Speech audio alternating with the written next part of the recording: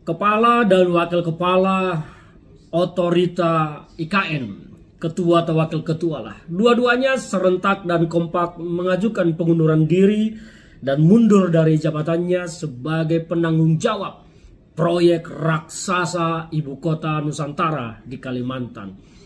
Orang bertanya-tanya mengapa dua orang ini mendadak mundur? Apa yang terjadi? Benarkah mereka mengundurkan diri secara sukarela atau mereka mengundurkan diri karena dipaksa, dimundurkan, atau ada apa yang terjadi sesungguhnya? Saya melihat pengunduran diri ini adalah sebuah keterpaksaan, jalan akhir yang harus dipilih keduanya, bukan karena dipaksa mundur atau mundur karena tidak mampu, tetapi karena mereka melihat, kedua pimpinan otorita ibu kota negara ini melihat bahwa ada kegelapan masa depan ibu kota Nusantara.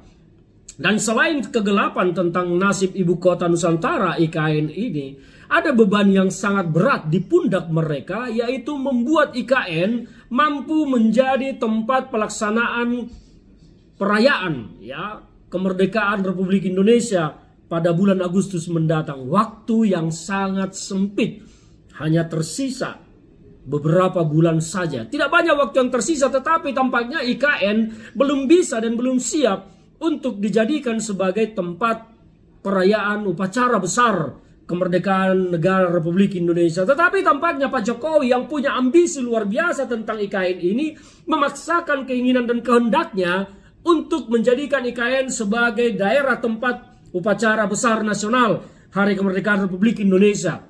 Karena ini sudah soal pertaruhan harga diri Jokowi yang bolak-balik bicara tentang IKN bahkan sejak 10 tahun lalu, tapi tak kunjung berhasil dan tak kunjung terlihat akan menuai hasil.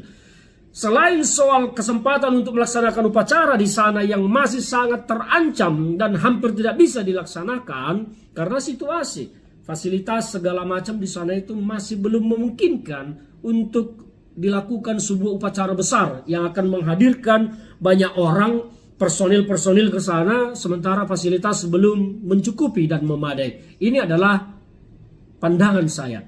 Ini adalah analisis saya. Tapi di luar ini kita tidak ada yang tahu. Biarlah Pak Jokowi dan teman-temannya dan para pejabat yang mengundurkan diri itu yang tahu sebetulnya.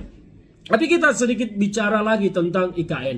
Nasib IKN ini memang terancam tidak terlaksana. Mengapa terancam tidak terlaksana? Sampai hari ini kita belum melihat ada gerakan pembangunan yang dilakukan oleh para investor di sana.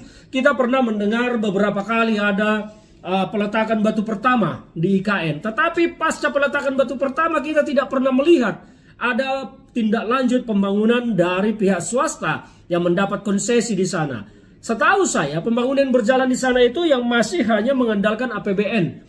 Terutama untuk pembangunan kantor-kantor pemerintahan. Yang itu pun sampai saat ini masih jauh dari harapan.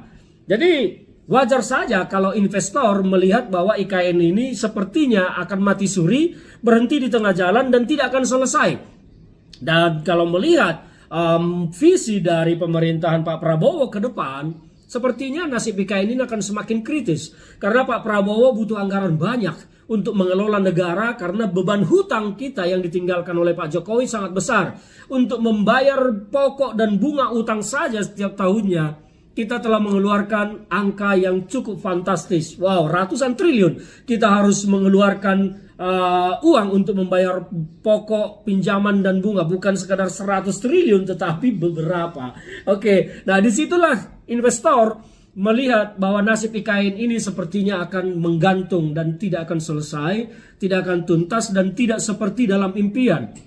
Maka siapapun namanya pengusaha, mereka akan berhitung dan mengkalkulasi ulang terkait dengan risiko bisnis yang akan dihadapi ketika mereka membangun sesuatu di sana. Ternyata nanti IKN ini menjadi kota hantu yang tidak berpenghuni, maka mereka akan rugi besar-besaran. Inilah analisis risiko bagi para pengusaha. Jadi wajar saja mereka terlihat tidak serius untuk melanjutkan pembangunan sambil menunggu apa yang akan dilakukan pemerintah terhadap IKN. Ketika nanti IKN memang sudah bisa berjalan lebih lancar, ya ada kemungkinan bahwa investor ini akan datang ketika IKN terlihat hidup. Tapi ketika IKN masih begitu-begitu saja, saya kalau menjadi investor punya uang tidak akan mau menanamkan uang saya di kota hantu. Kenapa saya harus membuang uang saya di tempat sesuatu yang tidak hidup, hanya akan menjadi kota hantu. Inilah, padahal sayang sekali masyarakat kita di Kalimantan sana mungkin sudah berharap banyak tentang IKN, tetapi kasihan ya. Saya hanya bisa berdoa semoga saudara-saudara saya di Kalimantan sana bisa tetap memiliki tanahnya kelak. Tanah leluhur bisa tetap dipegang oleh penduduk-penduduk lokal di sana. Karena itulah wibawa kita sebagai masyarakat, wibawa kita sebagai warga negara, wibawa kita sebagai pewaris sah Republik ini.